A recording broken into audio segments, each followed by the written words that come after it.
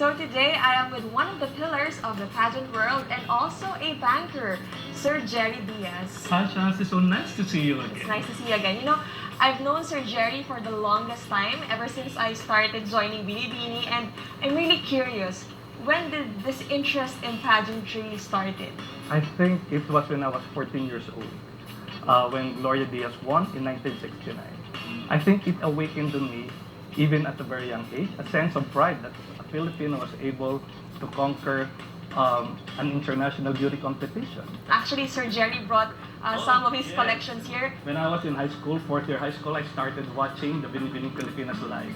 And as you see here now, the 1977 souvenir program, and the pictures are still in black and white. So I have them every year.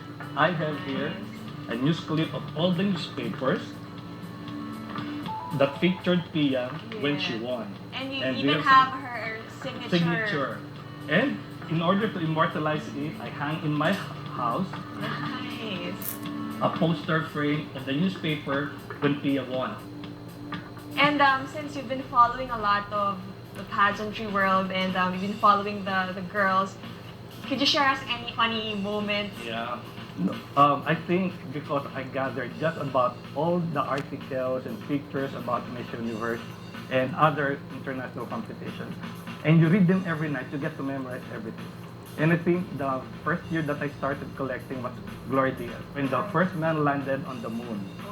So I think President Richard Nixon then even said, America conquered the moon, but the Philippines conquered the universe.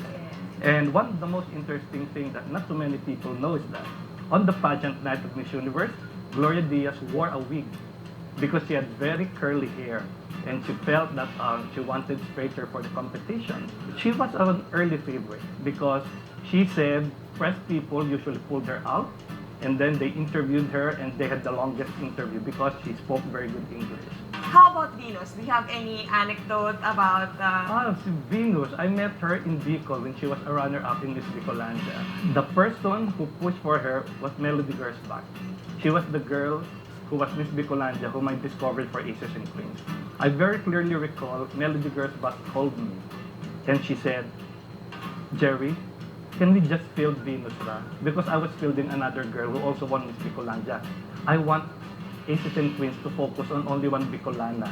So that was how strongly she felt about Venus Ra. And I think she was right. So on the day, I think close to the finals of Miss Universe, Melody Gersbach died in a car accident. And I think that was one of the difficult moments for Venus Ra.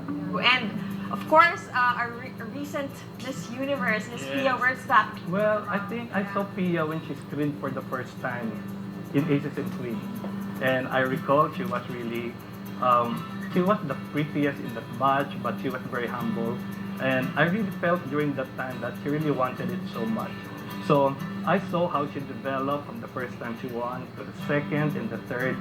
And if there was any change in her, she just became more beautiful, she became more polished, but she even became more humble.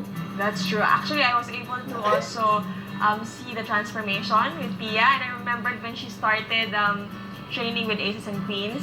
I think she went with I saw her the first time we had the makeup training, and she was really like watching, observing, and dapat talaga ganon. Like you have to keep on learning. It doesn't stop. Even if you feel like everything's perfect, there's always room for improvement. So you've been telling me you've been discovering girls from the provinces.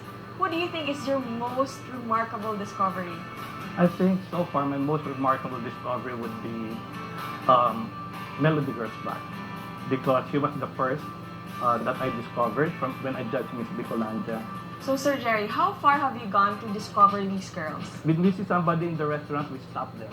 We see them riding, going inside a movie house, we stop them and then talk to them. Sometimes it's difficult because they think that you must be one of those fly-by-night, Yes. It's quite scary, di ba? talent scouts who will do only harm for the daughter. So I have to explain what's my real work, what's my rank in the bank, and then I show our photos. Yes. So that gives credence that we are a legitimate talent scout. What kind of fulfillment do you get from from being able to discover girls, being able to support them, and seeing them succeed in the pageant? Well, I think one of my philosophies in life is life has been so good to me. I give back to life what life has given me.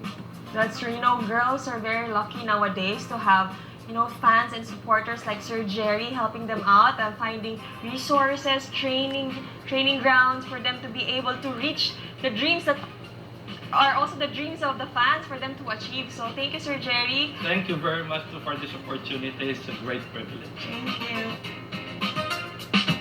Up next, Ako